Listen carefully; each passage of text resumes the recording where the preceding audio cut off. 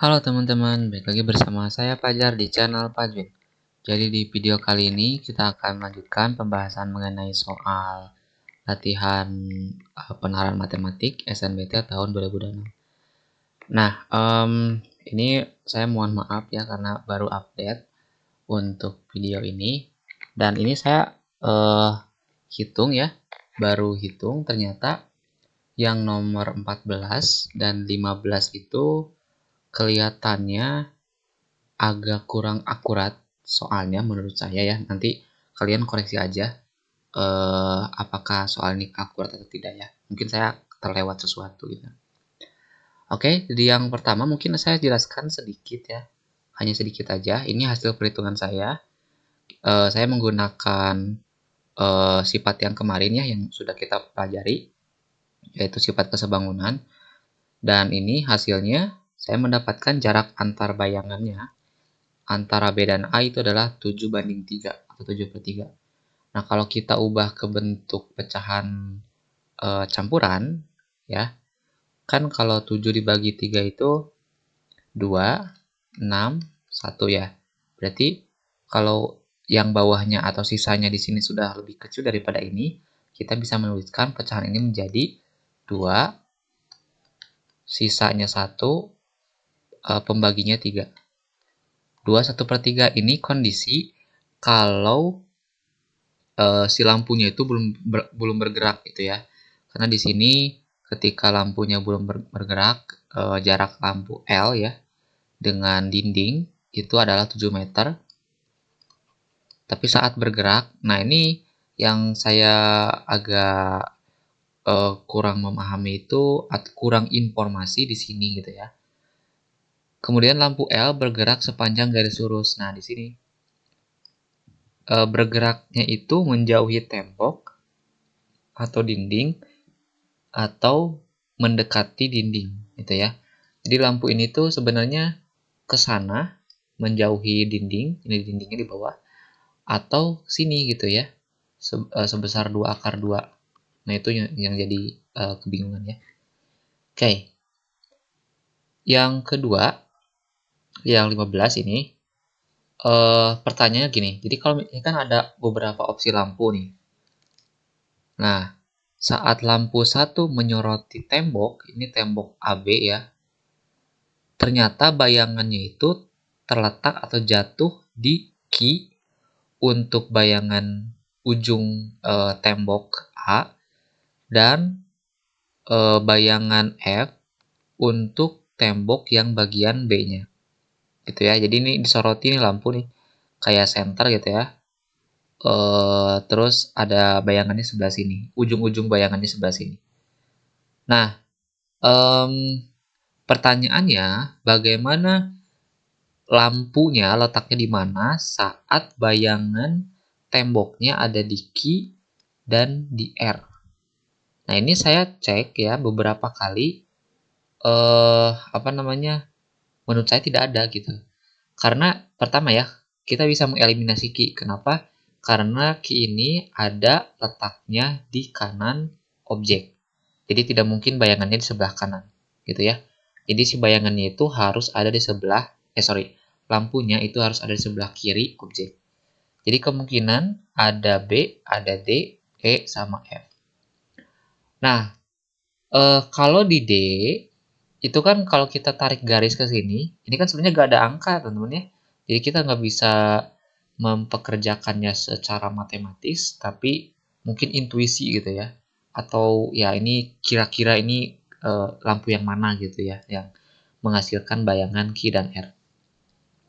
Kalau kita tebak lampu keduanya ada di D, maka bayangan untuk B mungkin ada di Q, tapi yang ketika disoroti yang bagian A, dia akan lewat ke sini nih, agak jauh, nggak ada di R. Berarti D tidak mungkin. Terus yang B juga nggak mungkin. Kenapa? Karena ketika disoroti yang bagian B-nya dia akan ke sini, gitu. Dan yang B mungkin dia akan ke R, cuman yang ininya tetap yang B-nya dia tidak akan ke Q. Begitupun yang lain ya. Jadi ini menurut saya tidak ada opsinya gitu ya. Kalau kalian cek pakai penggaris juga ini nggak masuk gitu ya. Oke, dan yang saya akan bahas di video kali ini adalah yang ketiga ya. Oke. Nah, mungkin saya bacakan dulu untuk kasus soalnya seperti apa. Oke. Pada pertanian melingkar, ini circular farming ya. Jadi ini apa namanya? Lapangan atau lahan-lahan yang akan ditanami tanaman gitu ya. Tanaman ditanam secara melingkar seperti pada gambar lingkaran luar yaitu L1. Oke, L1-nya ada di luar di sini. Tanaman ditanam sepanjang lingkaran dengan radius R1. Kayak radiusnya berarti dari titik pusat ke ujung lingkaran L1 gitu ya. Selanjutnya mana R1 meter, petani menyirami tanaman dengan air pipa. Nah, ini air pipanya di sini.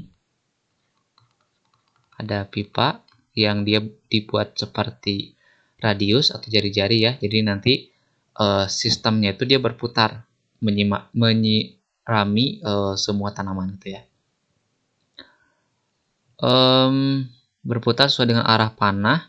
Pada pipa air terdapat lubang air, kayak di bawahnya itu ada lubang airnya. Lubang air nomor 1 mengaliri tanaman pada lingkaran L1, berarti di sini ya. Dia diurutkan berdasarkan urutan dari lingkarannya, gitu ya. Jadi yang 1 nanti mengairi yang sebelah sini, yang 2 di sini, gitu ya, dan seterusnya. Nah ini gambaran soalnya atau gambaran kasusnya. Nah, pertanyaannya adalah ukuran lubang tiap air sama, oke, diasumsikan sama ya semuanya. Rapat tanaman pada LN, LN itu berarti lingkaran ke N ya, jadi kita bisa menyebutkan semua ini sebagai LN. Jadi nanti kalian tinggal mengubah aja N-nya.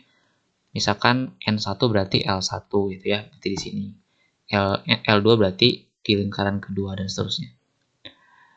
LN adalah banyaknya tanaman yang ditanam di LN untuk setiap 1 meter.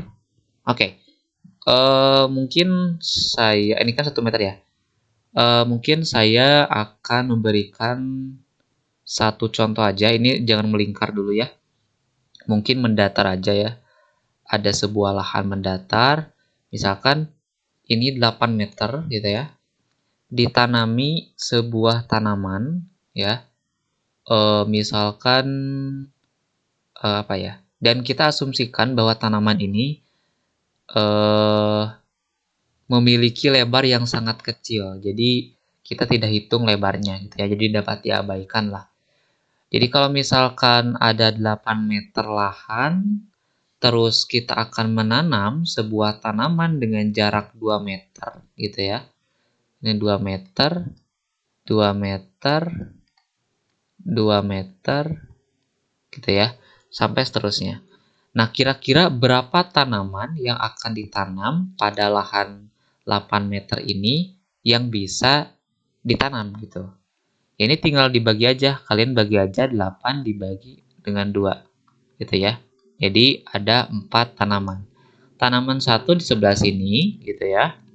Terus ini kayak orang. Di tanaman 2 sebelah sini, tanaman 3 sebelah sini, tanaman 4 di sebelah sini ya. Ya ini. Nah, di sini berarti ada 4. 2 meter, 2 meter, 2 meter, 2 meter. Berarti 8 meter. Gitu ya. Nah, berarti gitu cara menentukan banyaknya tanaman. Nah, sekarang bagaimana melingkar? Melingkar juga sama. Kalian tinggal menentukan bagaimana panjangnya dari lahan yang memutar itu. Ingat ya cara menentukan panjang lahan ini atau panjang dari lingkaran itu dengan menggunakan keliling. Atau mungkin kalian bayangkan sebuah lingkaran ketika dipotong kan akan memanjang tuh ya. Ketika kita potong, nih potong, berarti kan akan berubah menjadi seperti ini. Nah, ini kan hasil potongannya. Jadi kalau kita potong nih lingkarannya atau karet deh. Karet kalian coba potong, itu kan ketika dipanjangkan akan menjadi seperti ini ya, seperti lahan ini gitu. Nah, itu nanti kita akan menggunakan keliling sebuah lingkaran yang rumusnya adalah 2 dikali Pi dikali R, gitu ya. Nah, sekarang R2 berbanding R5, R2 itu yang mana? Ini R2-nya berarti jarak lingkaran kedua terluar dengan kelima terluar. Berarti 1, 2, 3, 4, 5 di sini ya. Di sini dan di sini. Itu ya. Nah, ini perbandingannya adalah 8 banding 6. Dan katanya rapat tanaman di L2 sama aja dengan rapat tanaman di L5, yaitu 1 meter. Nah, pertanyaannya adalah perbandingan banyaknya tanaman yang dapat ditanam di R2 dan R5 adalah, dari informasi hanya perbandingan aja, kita ingin mengetahui berapa perbandingan banyak tanaman yang akan ditanam antara dua lahan ini gitu ya, lahan R2 dan lahan R5. Mungkin langsung aja ke penyelesaiannya. Nah, seperti biasa, kalian tadi kan udah mengetahui ya, cara menentukan banyak tanaman adalah dengan mengetahui panjang suatu lahannya, terus dibagi dengan jarak antar tanamannya. Nah, sekarang kita tahu nih bahwa keliling gitu ya. Keliling 2 yaitu R2 ya, dengan jari-jari R2 adalah rumusnya 2 Pi dikali R2. Nah, ini R2 ya. Sedangkan keliling untuk lingkaran kelima rumusnya adalah 2 Pi dikali R5. Nah, sekarang kita bandingkan. Untuk apa? Untuk mengetahui atau untuk menghubungkan apa yang diketahui di R2 dan R5. Ini kan R2 banding R5 ya. Nah, jadi kalau kita bagikan K2 bagi K5 itu sama dengan 2Pi R2 dibagi 2Pi R5. Lihat, ada 2Pi nih, kita bisa coret. Gitu. Dan hasilnya adalah R2 banding R5 doang. Yang mana itu adalah perbandingan antara 8 banding 6. Nah, dapat angka nih. Gitu. Sekarang, karena cara menentukan banyaknya tanaman, misalkan N ya, N itu adalah banyaknya tanaman 2 gitu ya, misalkan ini ya. Rumusnya adalah panjangnya lahan dibagi dengan jarak antar tanaman 1 meter. Berarti jaraknya adalah K2 dibagi, panjangnya adalah K2 dan jaraknya 1 meter. Gitu. Jadi ini sama aja dengan K2. Begitupun banyaknya tanaman di lingkaran kelima atau N5 itu K5 dibagi 1 ya, dapatlah K5.